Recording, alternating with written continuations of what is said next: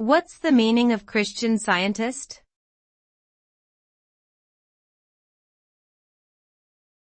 Christian Scientist.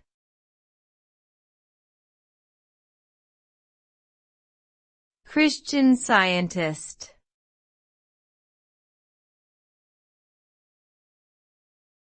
Christian Scientist.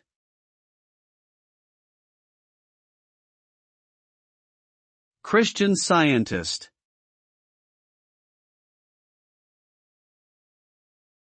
Christian Science is a religious movement founded in the late 19th century by Mary Baker Eddy. Its followers believe that true spiritual healing can be achieved through prayer and a deep understanding of God's divine nature. Christian Scientists do not follow traditional medical practices and instead rely on their faith for healing.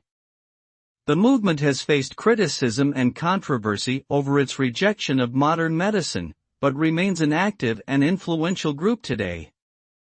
In summary, Christian Scientists are a religious group who believe in the power of prayer for physical and spiritual healing.